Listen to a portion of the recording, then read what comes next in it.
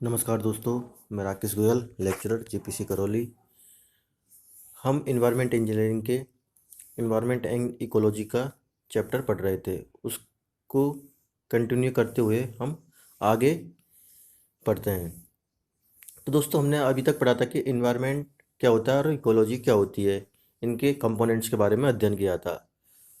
अब आज पढ़ते हैं हम एनर्जी फ्लो इन इकोसिस्टम, कि किस प्रकार से एनर्जी का फ्लो होता है किसी भी इकोसिस्टम के अंतर्गत। तो दोस्तों, आपको पता है कि जो हमारे सौरमंडल है उसमें एनर्जी का एक ही सोर्स है, वो है सूर्य। तो जितने भी पेड़ पौधे हैं, प्राणी हैं, जितने भी ग्रह हैं, वो सब सूर्य से ही एनर्जी प्राप्त करते हैं और ये कंटिन्यूस चलती रहती है। तो जो आपके पेड़ पौधे होते हैं उनको अपने भोजन के निर्माण के लिए सूर्य की आवश्यकता होती है।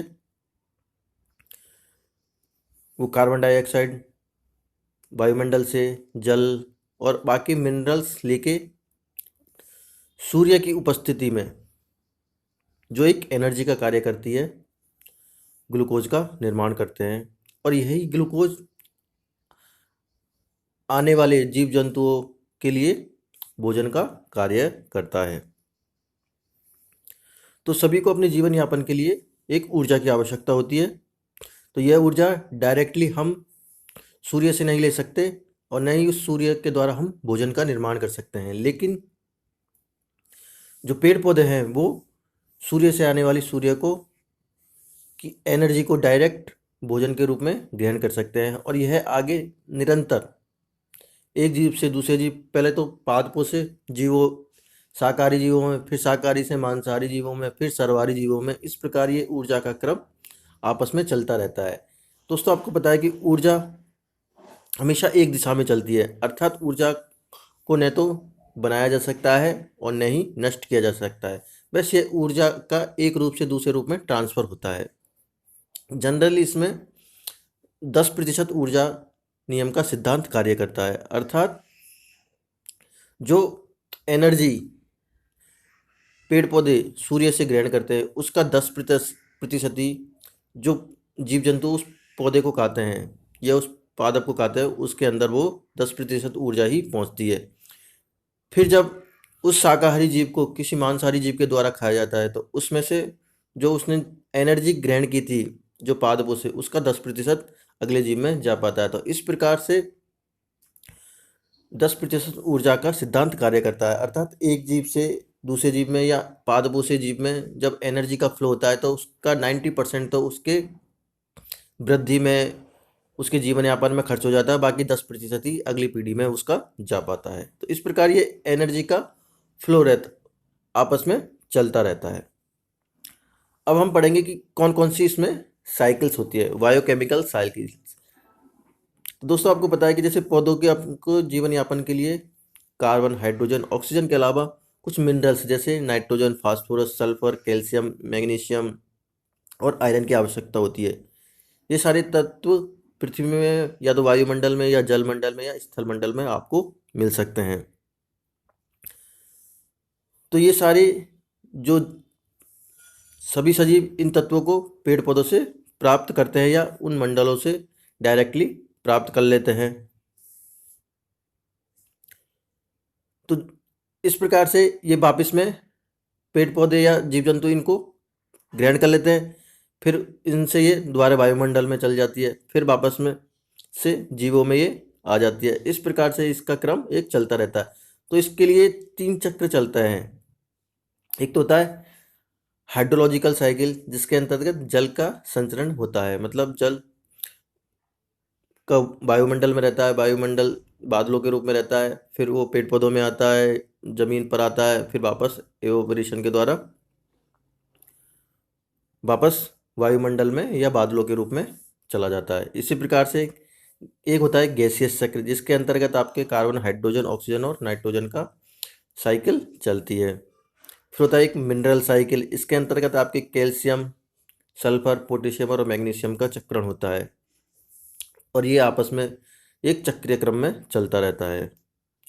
तो हम इन तीनों साइकिलों को हाइड्रोलॉजिकल साइकिल, गैसियस साइकिल और मिनरल साइकिल, इनका एक एक करके अध्ययन करते हैं। तो मेनली हम जो ये तीनों साइकिल्स होती है, इसमें हम जल, कार्बन और ऑक्सीजन का चक्रण किस प्रकार से होता है, इनका हम अध्ययन करेंगे। तो सबसे पहले हम पढ़ते हैं हाइड्रोलॉजिकल साइकिल। तो दोस्तों, आपको पता है कि जो हाइड्रोजन साइकिल में जल का संचरण होता है और जल हमारे जीवन यापन के लिए बहुत ही आवश्यक होता है।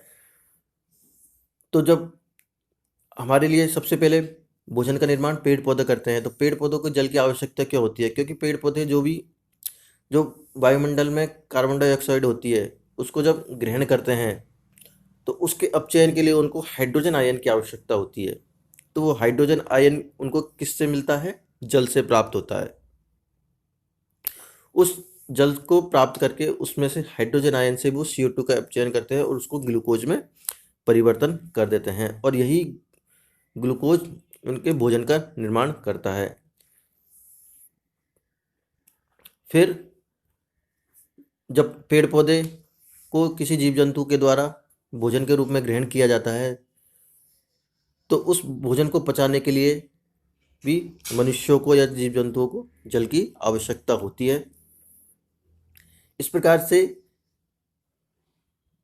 अब पेड़ पौधे से भोजन का ट्रांसफ़र किसी जीव जंतु को किया जाता है, और जल का भी ट्रांसफ़र जमीन से पेड़ पौधों को, फिर पेड़ पौधे जल का बाष्पीकरण के द्वारा दोबारा वायुमंडल में भेज देते हैं।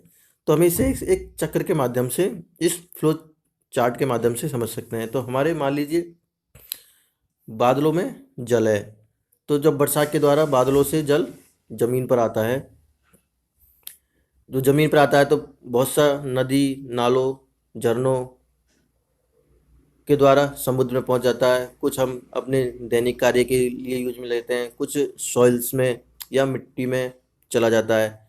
फिर जो ज़मीन में जो पानी गया है उसको पेड़ पौधे ग्रहण कर लेते हैं, और पेड़ पौधों से बाष्पीकरण के द्वारा ये वापस वायुमंडल में या बादलों का निर्माण कर लेता है। और जो हमारे वाटर सोर्सों पर गया है, जैसे नदी, नाले, तालाब, उसमें भी बाष्पीकरण के द्वारा वापस बादलों में ये पहुंच जाता है। फिर जो समुद्रों में गया उसका भी बाष्पीकरण होकर ये बादलों में पहुंच जाता है, और इस प्रकार जो बादलों से फिर से दोबारा बरसात होकर ये वापस ज़मीन पर आ जाता है।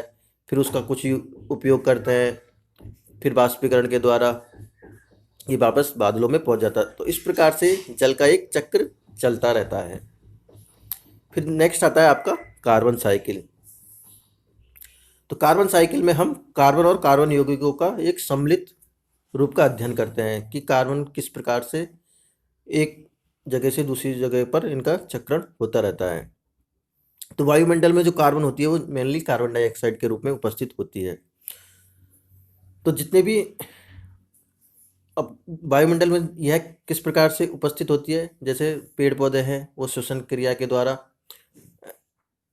कार्बन डाइऑक्साइड छोड़ते हैं, इसी प्रकार से सारे जीव जंतु श्वसन क्रिया के दौरान कार्बन डाइऑक्साइड का निष्कासन करते हैं। और जितने भी जैसे ज़मीन में दबा हुआ कार्बन है वो फ्यूल के माध्यम से या जैविक ईंधन के माध्यम से जलकर वापस वायुमंडल में पहुंचता है। तो जितने भी लिविंग ऑर्गेनिज्म होते हैं उनके लिए कार्बन महत्वपूर्ण तत्व होता है। हरे पेड़ पौधे कार्बन को कार्बन डाइऑक्साइड के रूप में प्रकाश संश्लेषण की प्रक्रिया के द्वारा ग्रहण करते हैं। हरे पेड़ पौधे CO2 भोजन श्रृंखला के माध्यम से विभिन्न पोषण स्तरों में पहुंचती है। श्वसन क्रियाओं में इन कार्बनिक यौगिकों के पुनः टूटने से पौधे की मृत्यु, उनके सड़ने गलने, उनके जलाने से CO2 में पुनः वायुमंडल में पहुंच जाती है तथा एक बार फिर प्रकाश संश्लेषण के लिए उपलब्ध हो जाती है। कार्बन डाइऑक्साइड की सांद्रता वायुमंडल में सदैव एक गतिज संतुलन में रहती है। तो हम इस प्रकार से समझ सकते हैं कि जैसे मान लीजिए वायुमंडल में आपका कार्बन डाइऑक्साइड है, तो जो वायुमंडल में जो कार्बन डाइऑक्साइड होती है उसको हम ग्रहण नहीं कर सकते डायरेक्टली, लेकिन जो पेड़ पौधे होते हैं वो प्रकाश संश्लेषण की क्रिया के द्वारा उसको ग्रहण कर लेते हैं, वायुमंडल की कार्बन डाइऑक्साइड को। अब जो पेड़ पौधों ने जो ग्रहण की थी कार्बन डाइऑक्साइड, उसको वो ग्लूकोज में कन्वर्ट कर देते हैं। अब वह कार्बन सारे ग्लूकोज के रूप में हम जब भी भोजन ग्रहण करते हैं पेड़ पौधों का, वो हमारे शरीर में आ जाती है। तो हम उस ऑक्सीजन जो कार्बन ग्रहण किया था वो CO2 के रूप में हमारी श्वसन क्रिया के द्वारा बाहर चला जाता है, या फिर हमने जो कुछ भी मलमूत्र या हमारी मृत्यु के बाद में यह मृत कार्बन